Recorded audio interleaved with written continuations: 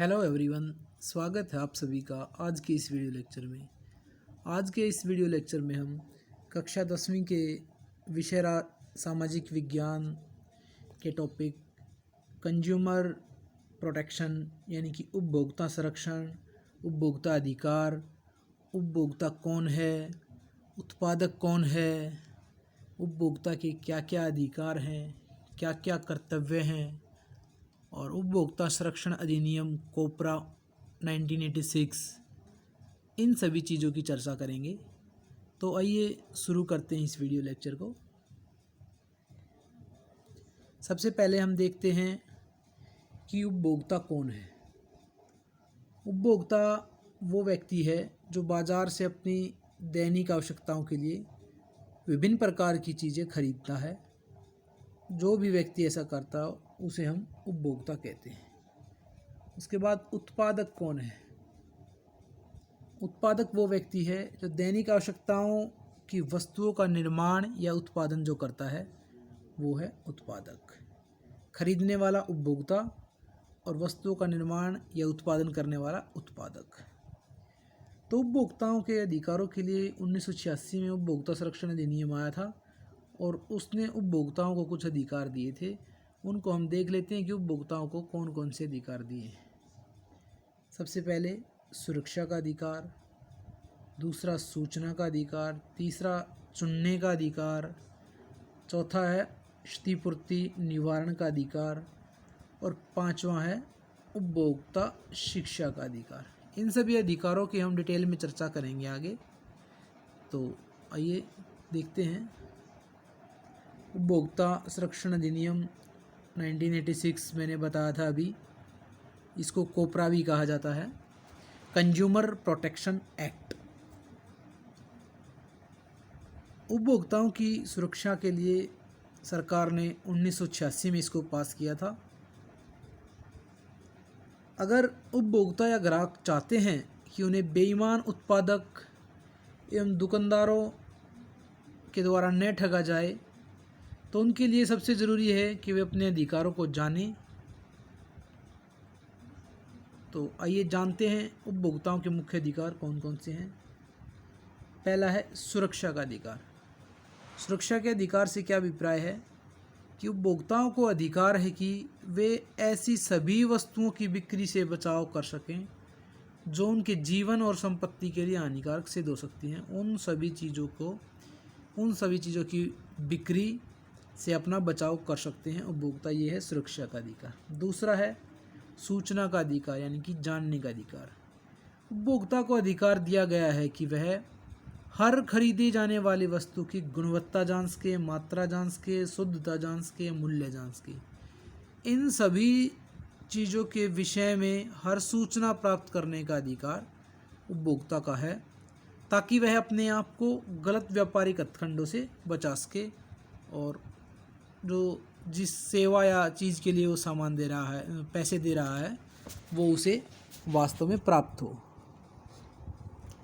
तीसरा अधिकार है चुनने का अधिकार। हर उपभोक्ता को अधिकार है कि वह सामान खरीदने से पहले देख परख कर अनेक प्रकार की विभिन्न वस्तुओं में से अपनी इच्छा अनुसार वस्तुओं का चुनाव कर सके और उसे मूल्य भी ठीक लिया जाए। ये था चुनने का अधिकार। चौथा है सुनवाई का अधिकार।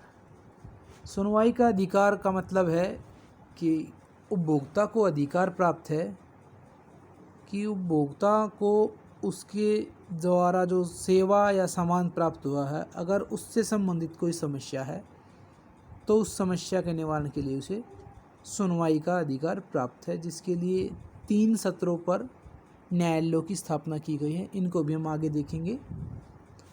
और पांचवा और अंतिम अधिकार है शिकायतें निपटाने का अधिकार। हर उपभोक्ता को अधिकार है कि जब वह गलत व्यापारिक विधियों या क्रियाओं के विरुद्ध कोई शिकायत करे तो ठीक प्रकार से उनका निपटारा हो। ये थे उपभोक्ताओं के मुख्य अधिकार। आगे हम देखते हैं कि उपभोक्ताओं को शोषित किया जाता है, उनके पीछे मुख्य कारण क्या रहते हैं। उन कारणों पर एक नज़र डालेंगे कि किन किन कारणों से उपभोक्ताओं का शोषण करना आसान है और किया जाता है। सबसे पहला कारण है कि उपभोक्ताओं को बहुत सारी चीज़ों के बारे में ज्ञान नहीं होता। कोई भी उपभोक्ता प्रत्येक वस्तु का विशेषज्ञ नहीं हो सकता। वो सिर्फ एक या दो चीज़ों के विषय में कुछ जानता है, परंतु अनेक क्षेत्र में बिल्कुल अनाड़ी होता है। इसलिए दुकानदारों के झांसे में उसे आसानी से लिया जा सकता है और उसका शोषण किया जा सकता है। उपभोक्ता के शोषण का दूसरा कारण है कि हर रोज़ बाज़ार में नई नई वस्तुएं आती रहती हैं, जिसके कारण उपभोक्ता के लिए जानना कठिन हो जाता है कि कौन सी चीज़ खरीदे, कौन सी न खरीदे। यह समस्या उपभोक्ता को विशेषकर तब आती है जब बाज़ार में नित्य प्रतिदिन नए नए नामों से नई नई चीज़ें आती रहती हैं। ऐसे में उपभोक्ता जान ही नहीं पाता कि कौन सी चीज़ असली है, कौन सी चीज़ अच्छी या बुरी है, या कौन सी चीज़ उत्तम या घटिया है। तो ये दो कारण हमने देखे। आगे देखते हैं। उपभोक्ता के जो शोषण का तीसरा कारण है वो है सीमित आपूर्ति। कई बार चीज़ों की मांग बाज़ार में इतनी बढ़ जाती है कि उत्पादक इस मांग को पूरा नहीं कर पाता और दुकानदारों को ये मौका मिल जाता है कि वो ग्राहकों का शोषण कर सके। वे ऐसी चीज़ें दबा लेते हैं और उपभोक्ताओं से मनमाने मोल ले लेते हैं। इस प्रकार सीमित आपूर्ति भी कई बार जमाखोरी और मूल्यों में वृद्धि जैसे प्रवृत्तियों को बढ़ावा देती है, जिससे उपभोक्ता का शोषण होने लगता है। उपभोक्ता के शोषण का अगला कारण है आकर्षक विज्ञापन। जैसे हमने भी कई बार ये नीचे उदाहरण दिए गए हैं बहुत सारे विज्ञापनों के, जो आकर्षक व भ्रामक होते हैं, झूठे वादे करते हैं। जैसे ये नीचे आप देख सकते हैं कि किसी भी उम्र में अपना कद बढ़ाएं, 90 घंटों में अंग्रेजी सीखें। ये ऐसे जितने भी आकर्षक विज्ञापन हैं वो अपनी चीज़ की गुणवत्ता बढ़ा चढ़ाकर या बताते हैं, जिसके कारण जो उपभोक्ता है उसका शोषण किया जाता है। उपभोक्ता बहुत बार ठगी का शिकार हो जाता है। और उपभोक्ता के शोषण का अंतिम कारण है साक्षरता कम होना, मतलब निरक्षरता। बहुत से उपभोक्ता निरक्षर होते हैं, इसलिए वे आसानी से उत्पादकों, व्यापारियों और दुकानदारों के शोषण का शिकार बन जाते हैं। तो ये मुख्य कारण थे उपभोक्ताओं के शोषण के। इसके बाद हम बात करते हैं उपभोक्ता के कर्तव्य। हमने देखा उपभोक्ता के कुछ अधिकार हैं तो उपभोक्ताओं के कुछ कर्तव्य भी हैं। वो कर्तव्य कौन कौन से हैं? कोई भी माल खरीदते समय उपभोक्ता को सामान की गुणवत्ता अवश्य देखनी चाहिए। जहां संभव हो उसके गारंटी कार्ड अवश्य लेना चाहिए। खरीदे गए सामान व सेवा की रसीद लेनी चाहिए। ये थे उपभोक्ता के कर्तव्य। इसके अलावा उपभोक्ता को अपनी वास्तविक समस्या की शिकायत ज़रूर करनी चाहिए। कई बार उपभोक्ता वास्तविक समस्या होने के बाद भी अपनी समस्याओं की शिकायत नहीं करते हैं। उनके भी कुछ कारण हैं, वो हम आगे देखेंगे कि किस कारण से उपभोक्ता अपनी वास्तविक समस्याओं की भी शिकायत नहीं करता है। दूसरा, उपभोक्ताओं का कर्तव्य है कि ISI तथा एगमार्क निशानों वाले सामान ही खरीदें। तीसरा, अपने अधिकारों की जानकारी अवश्य होनी चाहिए और आवश्यकता पड़ने पर उन अधिकारों का प्रयोग करना चाहिए। ये थे उपभोक्ताओं के कर्तव्य। अब हम देखते हैं कि उपभोक्ताओं की जो समस्याएं हैं उनकी जो निवारण प्रक्रिया की क्या क्या सीमाएं हैं, उनके समस्याओं का निवारण आसानी से, त्वरित से क्यों नहीं हो पाता। पहला है, उपभोक्ता निवारण प्रक्रिया जटिल, खर्चीली व समय साध्य होती है, इसलिए बहुत सारे उपभोक्ता अपनी समस्याओं का शिकायत नहीं करते। दूसरा, कई बार उपभोक्ताओं को वकीलों का सहारा लेना पड़ता है। यह मुकदमे अदालती कार्रवाइयों में शामिल होने और आगे बढ़ने आदि में काफ़ी समय लेते हैं, इसलिए लोग अपनी समस्याओं की शिकायत नहीं कर पाते। तीसरा, अधिकांश खरीदारियों के समय रसीद नहीं ली जाती और ऐसी स्थिति में प्रमाण जुटाना आसान नहीं होता।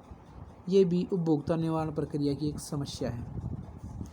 और अंत में, बाज़ार में अधिकांश खरीदारियां छोटे दुकानों से होती हैं। श्रमिकों के हितों की रक्षा के लिए कानून के लागू होने के बावजूद खास तौर से असंगठित क्षेत्रों में ये कमज़ोर हैं और इस बाज़ार में कार्य करने के लिए नियमों और विनियमों का प्राय पालन नहीं किया जाता। तो ये थी उपभोक्ता निवारण प्रक्रिया की सीमाएं।